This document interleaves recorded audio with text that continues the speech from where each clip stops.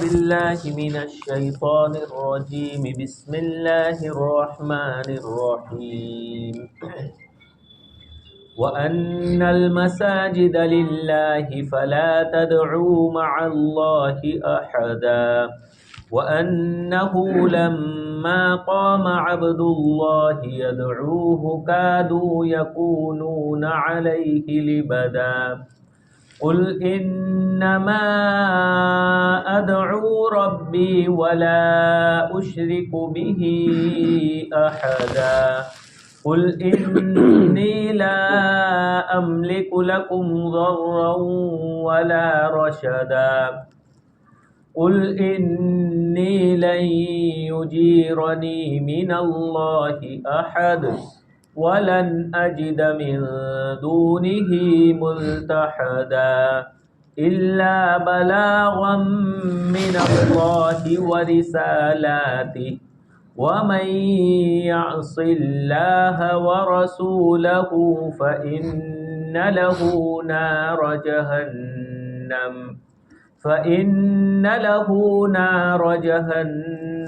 خالدين فيها أبدا۔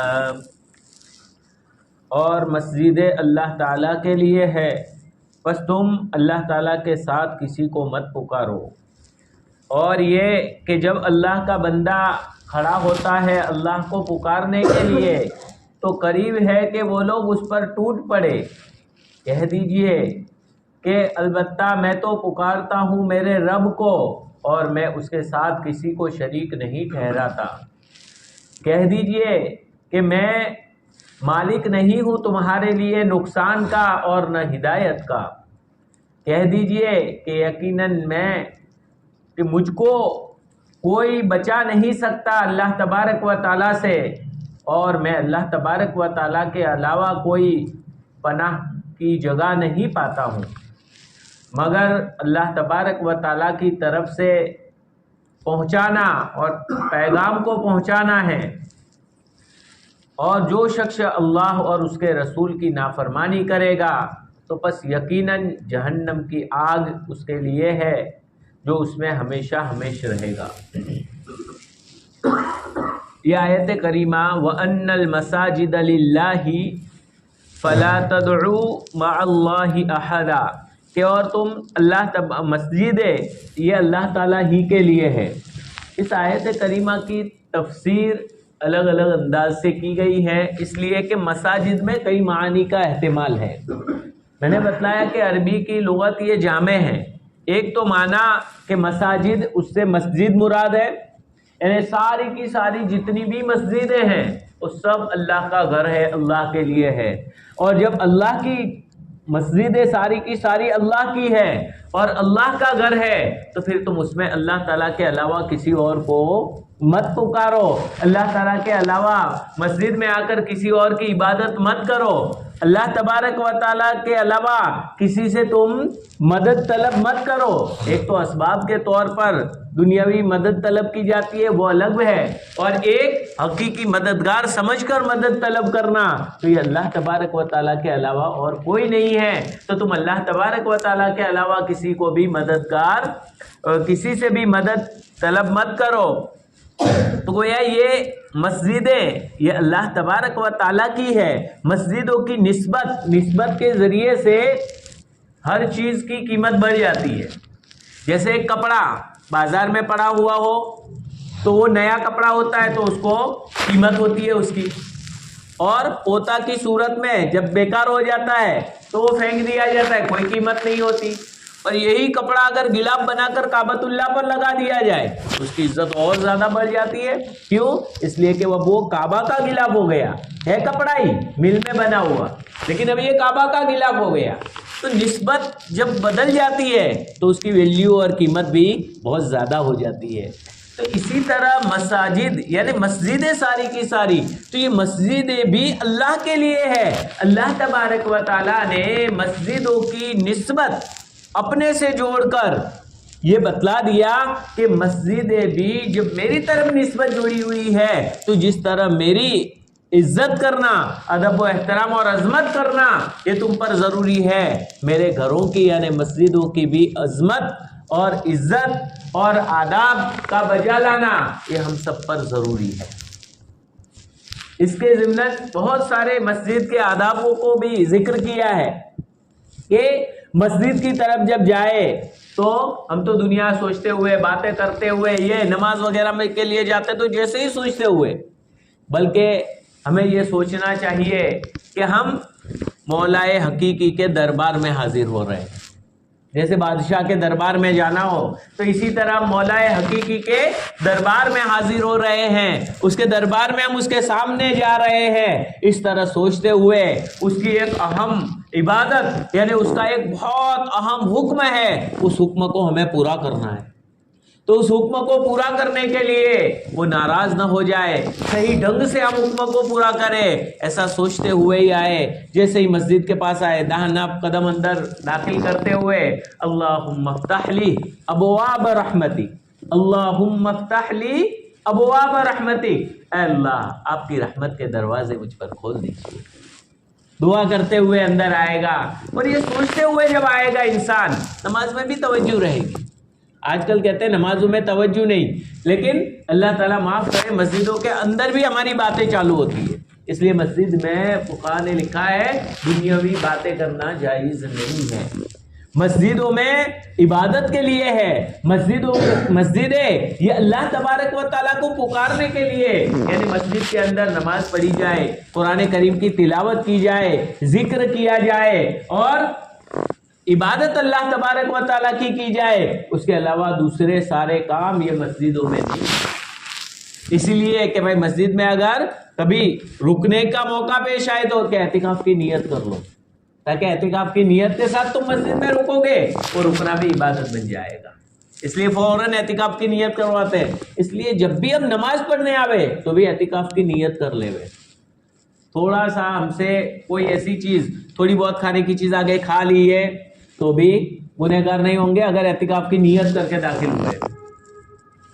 تو یہ جب بھی مسجد میں داخل ہو دعا پڑھنا، پھر اعتکاف کی نیت کرنا کہ میں جب تک مسجد میں رہوں اعتکاف کی نیت کرتا ہوں، یہ نفل اعتکاف، میں اعتکاف کی نیت کرتا ہوں جب تک میں مسجد میں رہوں، یہ آسان الفاظ میں بس ایسا کہتے ہوئے دعا کے بعد فوراً تو اب جب تک مسجد میں رہے گا اعتکاف میں رہے گا، جیسے ہی مسجد سے باہر نکلے گا اعتکاف مکمل ہو جائے گا، پورا ہو جائے گا۔ اور اندر کبھی تھوڑے سستانے کے لیے لیٹ بھی گیا تو بھی گنہگار نہیں ہوگا۔ کیوں؟ اس لیے کہ اعتکاف کے معتکف ہے، اعتکاف کی نیت کر کے اندر داخل ہوا ہے۔ تو یہ اسی طرح سے مسجدوں کے اندر دنیاوی باتیں کرنا، خرید و فروخت کرنا، تجارت کی باتیں ہمارے سب مسجدوں میں چلتا رہتا ہے، بلکہ اگر لوگ نماز پڑھ رہے ہوں تو ایسے وقت میں قرآن کریم کی تلاوت بھی زور سے کرنے کی اجازت نہیں ہے، بلکہ آہستہ سے تلاوت کی جائے۔ اگر کوئی مسئلے مسائل وغیرہ پوچھنا ہے تو وہ بھی کہ بھائی کوئی نماز تو نہیں پڑھ رہا ہے، اس کے بعد پھر یعنی مکمل ہو جائے اس کے بعد شروع کیا جائے۔ تو گویا نمازیوں کا احترام، عبادت کا احترام، یہ ساری چیزیں ہم سے ہونا یہ ضروری ہے۔ آج کل مسجدوں میں دنیاوی باتیں، بلکہ بیچ میں تو ایک صاحب نے مسئلہ بھی پوچھا تھا انہوں نے کہ ہم نے ایک مہم چلائی ہے، میں نے کہا کون سی؟ کہ آدھار کارڈ نے یہ کارڈ نے سب مسجدوں میں بنانے کے۔ میں نے کہا استغفر اللہ، کہ جائز کہاں ہے؟ دلیل بھی دیتے تھے میرے سامنے کہ اللہ کے رسول صلی اللہ علیہ وسلم کے زمانے میں سیاسی مجلسیں لگتی تھی، میں نے کہا وہ سیاسی ہمارے جیسی گندی سیاست اور وہ چیزیں نہیں ہوتی، وہ دینی مشورے ہوتے تھے، دین اسلام کے مشورے ہوتے تھے اور اسلام کی ترقی کے مشورے ہوتے تھے، اسلام کو دنیا میں پھیلانے کے مشورے ہوتے تھے۔ تو وہ دینی مشورے کرنے کی کہاں منع ہے؟ دینی مشورے کر سکتے ہیں، دعوت و تبلیغ کا مشورہ اگر کر رہے ہیں، لیکن دعوت و تبلیغ کے مشورے کے لیے بھی خاص طور پر یہ چیز ہم سامنے رکھے کہ جب بھی مشورے میں بیٹھے پھر فالتو دوسری چیزیں مشورے کے بعد شروع ہو جاتی ہے، یہ نہیں ہونی چاہیے۔ مشورہ ختم ہوا، دعا پڑھ کے پھر باہر نکل کے جو باتیں کرنی ہو کرے۔ کبھی کبھی عبادت کے لیے ہم جمع ہوتے ہیں، لیکن عبادت کے بعد پھر شروع ہو جاتی ہے ہماری دوسری باتیں، تو وہ جو عبادت کر کے جمع کیا ہے وہ سب اس سے دو کر پورا گناہ جمع کر لیتے دوسرا ایکسٹرا۔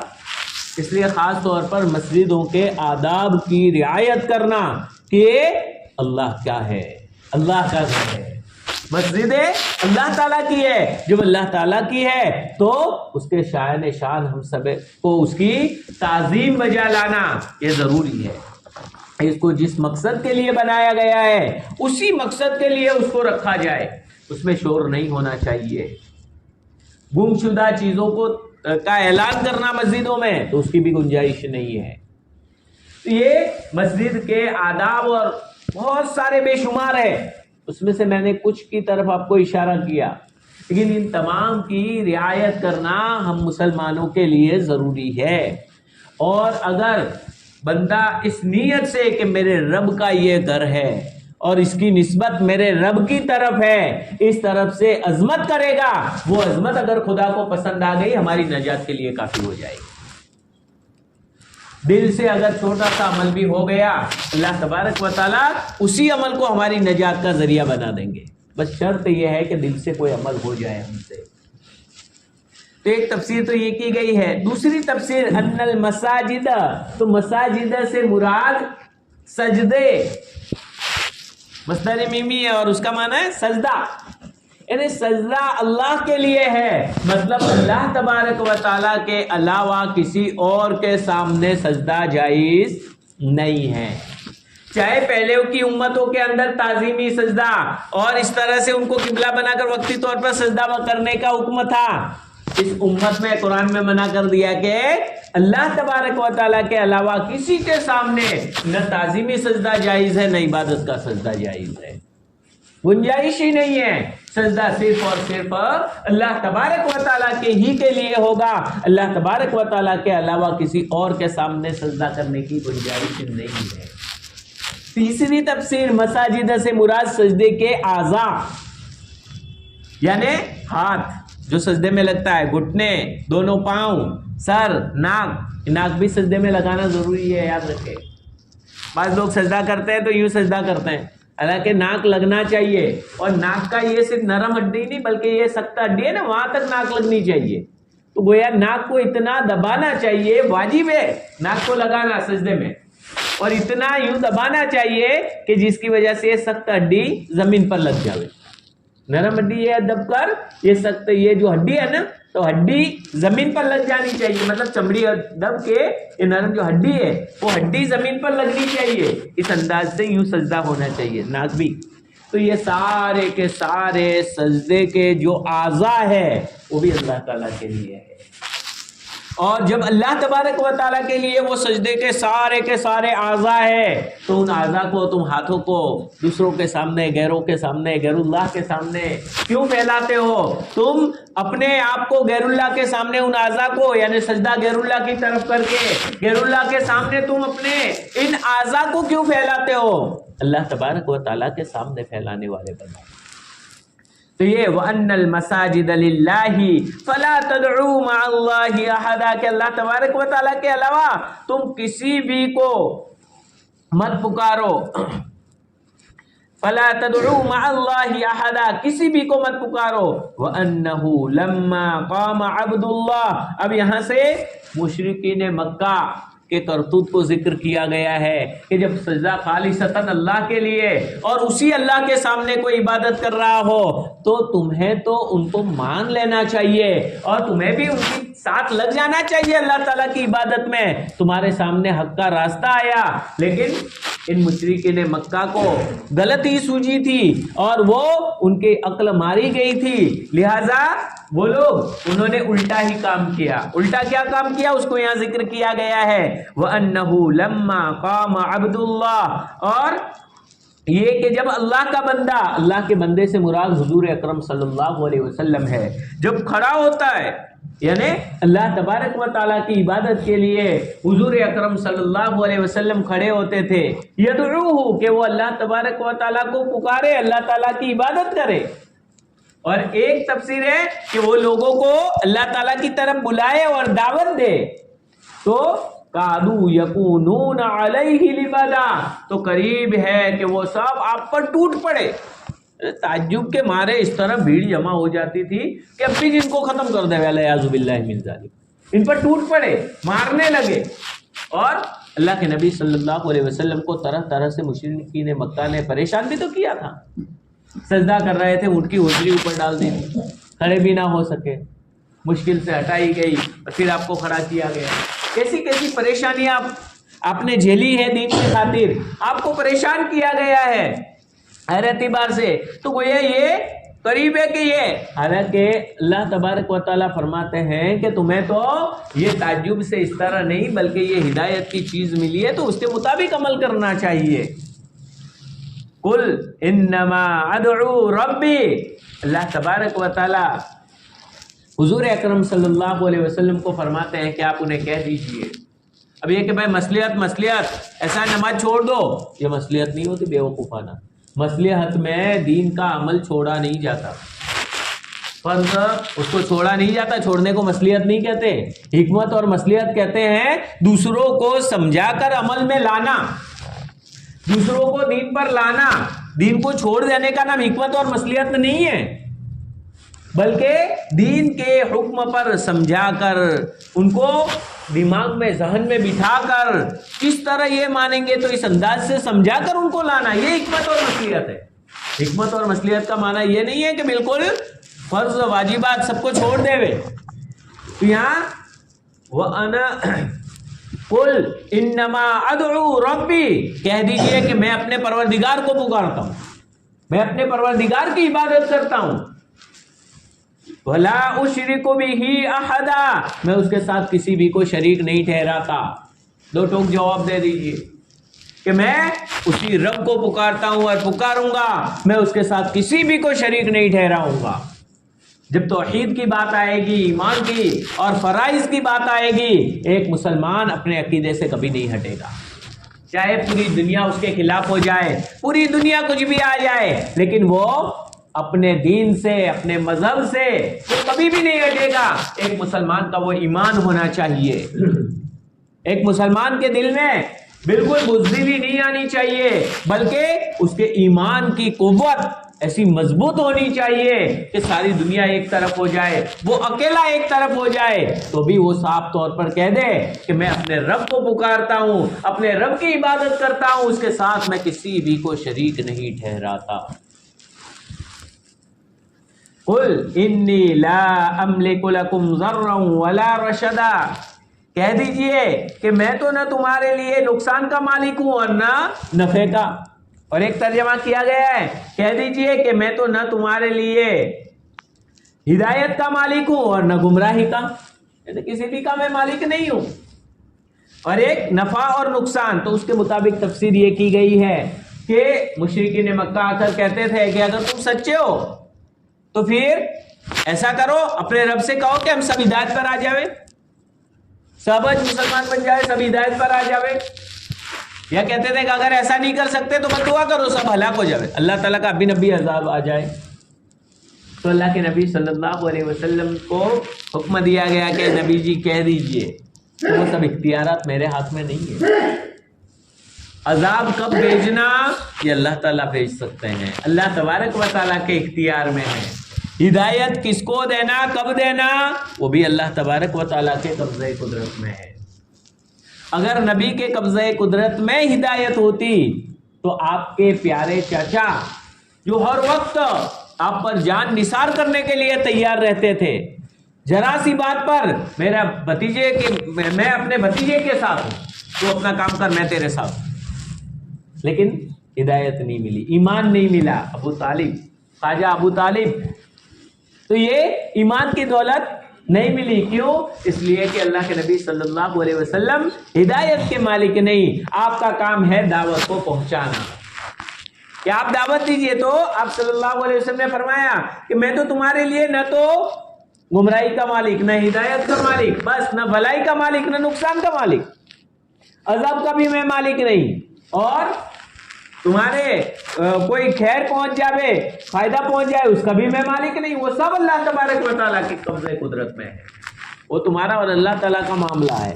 اللہ تعالیٰ جب چاہیں گے، جس کو چاہیں گے ہدایت دیں گے اس کی نیتوں کو دیکھتے ہوئے، اور جس کو چاہیں گے اس سے ہدایت کو چھین بھی لے سکتے ہیں اللہ تبارک و تعالیٰ. اللہ تعالیٰ ہم سب کی حفاظت فرمائے.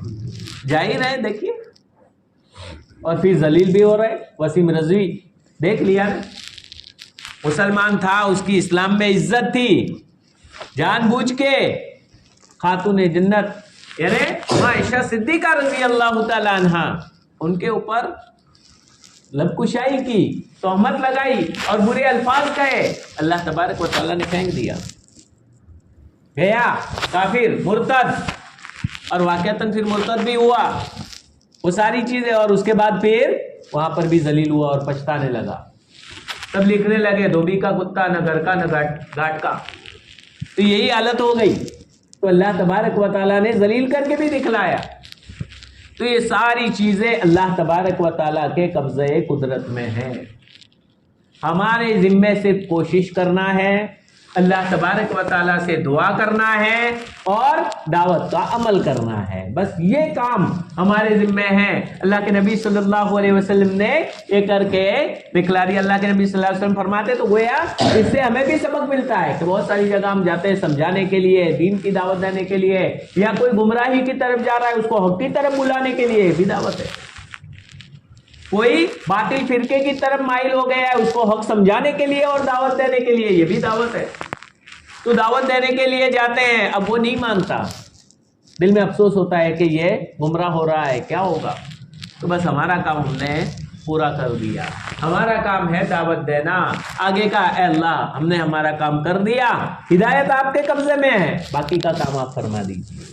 بس یہی ہم سے ہمارے دعا ہونی چاہیے, مایوس ہونے کی ضرورت نہیں ہے. قل انی لن یجیرنی من اللہ احد. مشرکین مکہ کے کہتے تھے تھوڑی عبادت ہم کر لے, تھوڑی تم کر لے ہو, اور اسی طرح سے یا تم یہ دعوت دینا چھوڑ دو, ہمارے بتوں کو برا بھلا کہنا اور دعوت دینا چھوڑ دو. تو اللہ کے نبی صلی اللہ علیہ وسلم نے فرمایا کہ یہ آپ کو اللہ تبارک و تعالیٰ نے بتلایا کہ نبی کہہ دو کہ میں اللہ تعالیٰ کا حکم ماننا چھوڑ دوں, اللہ تعالیٰ کی طرف پکارنا چھوڑ دوں, اس کی تو مجھے ضرورت ہے اور اس نے ہی مجھے بھیجا ہے. اور اگر میں اس کی مخالفت کروں اور اللہ تبارک و تعالیٰ کی نافرمانی کروں, یا دعوت میں تھوڑا ادھر ادھر کا ملا لوں یا چلا لوں کہ چلو یہ بھی چلے گا, تھوڑا یہ بھی کر لے, تھوڑا یہ بھی کر لے, ایسا چلا لوں میں, تو کہہ دیجئے کہ قل انی لن یجیرنی, کہ مجھ کو کوئی ہرگز پناہ نہیں دے سکتا, نہیں بچا سکتا اللہ تعالیٰ سے کوئی. اگر میں ایسا کروں گا تو اللہ تعالیٰ کی پکڑ مجھ پر بھی آ سکتی ہے. کون بچائے گا مجھے؟ کوئی نہیں بچانے والا. یعنی بچانے والی ذات صرف اور صرف اللہ تبارک و تعالیٰ ہی کی ہے. اللہ تبارک و تعالیٰ کے علاوہ کوئی بچانے والی ذات نہیں ہے. وَلَنْ أَجِدَ مِن دُونِهِ مُلْتَحَدًا, اور میں ہرگز نہیں پاتا ہوں کسی کو اللہ تعالیٰ کے علاوہ کوئی جائے پناہ. یعنی اللہ کے علاوہ کوئی پناہ کی جگہ بھی مجھے نہیں ملتی, ہے بھی نہیں. اللہ تعالیٰ کے علاوہ کوئی ایسی پناہ کی جگہ نہیں ہے کہ جس سے ہم جا کر اللہ تعالیٰ سے بچے. گویا ایک انداز سے کہ اے مشرکین مکہ, تم یہ اس طرح کی باتیں کرتے ہو, اگر اللہ تعالیٰ کی نافرمانی کروں تو میں بھی نہیں بچ سکتا, کون بچائے گا مجھے. اور چلو کوئی دوسری جگہ ہے, کوئی جگہ نہیں ہے. جب کوئی جگہ نہیں ہے تو سیدھے سیدھے تم بھی آ جاؤ ہدایت پر اور تم بھی مان لو, ورنہ تمہیں بھی کوئی بچانے والا نہیں ہے. یہ بے زبان تمہارے ہاتھوں سے بنائے ہوئے بت کچھ بھی نہیں کر سکتے. جب مکھی نہیں اڑا سکتے تو یہ کیا کریں گے؟ بس ایک ہوا بٹھا دیا جاتا ہے, ڈر بٹھا دیا جاتا ہے ان کے دلوں میں. بعض ایسے ہم نے علاقے بھی دیکھے جہاں پر مسلمان, ان کے وہاں 2-3 اینٹیں پڑی ہوئی ہے اور یہ دیوا وغیرہ روزانہ چلاتے ہیں, کیا کرنا پڑتا ہے ورنہ نقصان پہنچائے گا. اس کی کیا طاقت ہے؟ یہ مسلمانوں کی باتیں کر رہا ہوں کہ نقصان پہنچائے گا. بس ایک ہوا دل میں بیٹھ گیا اور اتفاقاً کسی نے کچھ کیا, انہیں اس میں وہ کہاوت ہے نا کہ کوے کا اڑنا اور ٹہنی کا ٹوٹنا, اتفاقاً ہاں یہ کیا تھا اس لیے ہوا. ایک وہم بیٹھ جاتی ہے. ارے تمہارا ایمان کہاں جاتا ہے ایسے موقع پر؟ اللہ تبارک و تعالیٰ کے حکم کے بغیر کچھ بھی نہیں ہو سکتا. ساری دنیا مل جائے, سب مل جائے, سارے شیاطین بھی مل جائے, اللہ تبارک و تعالیٰ کے حکم کے بغیر کچھ بھی نہیں کر سکتے. تو بس اللہ تبارک و تعالیٰ پر ہمارا سچا یقین ہونا چاہیے. اگر پختہ یقین ہوگا تو یہ جادو جن وغیرہ بھی وہ فیل ہو جائیں گے. پختہ یقین ہمارا ہونا چاہیے, اور ہوگا تو اس کا بھی حل اللہ تبارک و تعالیٰ بتلا ہی دیں گے خود بخود. جیسے اللہ کے نبی صلی اللہ علیہ وسلم پر جادو ہوا تھا, خواب کے ذریعے سے بتلا دیا اور فوراً خود عمل ہو گیا. اور اس وقت تو سورہ ناس سورہ فلق نہیں نازل ہوئی تھی. لوگ کہتے ہیں اللہ کے نبی صلی اللہ علیہ وسلم پر جادو ہوا تھا, یہ ہوا تھا. ہاں, جادو ایک بری چیز ہے, گندی چیز ہے اور اس کی حقیقت, لیکن ہمارے پاس تو سورہ ناس سورہ فلق اور بہت ساری چیزیں آ گئی. اللہ کے نبی صلی اللہ علیہ وسلم نے بتلا دیا علاج ہمیں کہ بھائی اب دوا آ گئی ہے. کہتے ہیں نا پہلے تو رسی نہیں تھی, اب یہ رسی کا ڈوز آ گیا ہے, اب اس سے حفاظت. تو وہ تو ایک ذنی چیز ہے, اور اللہ کے نبی صلی اللہ علیہ وسلم کی بتلائی ہوئی اور قرآن کی باتیں تو بالکل یقینی ہے. ہمارا یقین نہیں ہے. بعض لوگ کہتے ہیں نہیں, اس کے علاج کے لیے تو غیروں کے پاس جانا پڑے گا. کیوں بھائی جانا پڑے گا؟ اتنا بڑا قرآن ہے, قرآن پہ تمہارا یقین نہیں ہے. اگر سچا یقین ہو تو قرآن کو چھوڑ کر کسی کے پاس جانے کی کہاں ضرورت ہے؟ کیا کسی میں طاقت ہے قرآن کے علاوہ؟ قرآن سے بڑھ کر اور اللہ سے بڑھ کر کوئی طاقت نہیں ہے. بس اللہ تعالیٰ پر پکا یقین پیدا کرو. یہ سب ہو رہا ہے, یہ ہمارے یقین کی کمزوری کی بنیاد پر ہو رہا ہے. ہمارے دلوں میں یقین اللہ تبارک و تعالیٰ سے ہٹ چکا ہے, ہمارا یقین کمزور ہو چکا ہے. اسی کے لیے تو دیکھیے اللہ کے نبی صلی اللہ علیہ وسلم کو فرمایا کہ نبی کہہ دیجئے کہ ہرگز مجھ کو کوئی اللہ تعالیٰ سے بچانے والا نہیں ہے, اور میں اللہ تعالیٰ کے علاوہ کوئی پناہ کی جگہ بھی نہیں پاتا ہوں, حفاظت کی جگہ بھی نہیں پاتا ہوں. الا بلاغا من اللہ ورسالاتہ, بس صرف میرا کام تو کیا ہے, اس اللہ تعالیٰ کے پیغام کو پہنچا دینا. اللہ تبارک و تعالیٰ کا پیغام تم تک پہنچا دینا, میں پہنچا رہا ہوں. بس آگے تم مانو گے تو تمہارا فائدہ ہے, نہیں مانو گے تو تمہارا نقصان ہے. اور عذاب تو اللہ تعالیٰ کا حکم ہوگا تب عذاب آئے گا, فائدہ وہ بھی اللہ تعالیٰ کا حکم ہوگا تو فائدہ بھی آئے گا.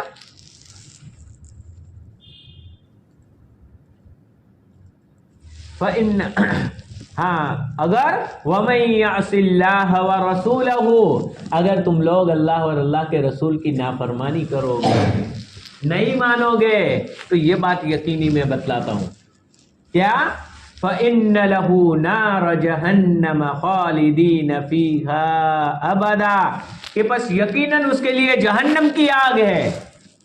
اگر اللہ اور اللہ کے رسول کی نافرمانی کرو گے, دعوت دے رہا ہوں اسلام کی, ایمان کی, نہیں مانو گے اور اسی طرح سے چلتے رہو گے, تو پھر جہنم کی آگ ہے, خالدین فیہا ابدا, اس میں ہمیشہ ہمیش رہے گا, کبھی بھی نہیں نکالے, ہمیشہ ہمیش جہنم کی آگ میں جلتے ہی رہیں گے, جلتے ہی رہیں گے. تھوڑا سا ایمان ہوگا وہ تو نکلے گا, لیکن بے ایمان ان کو جہنم سے نہیں نکالا جائے گا, وہ ہمیشہ ہمیشہ کے لیے جہنم کی آگ میں رہیں گے. اللہ تبارک و تعالی ہمیں اللہ اور اللہ کے رسول کی فرما برداری کرنے کی توفیق نصیب فرمائے, اور اس کی نافرمانی کرنے سے ہماری بھرپور حفاظت فرمائے.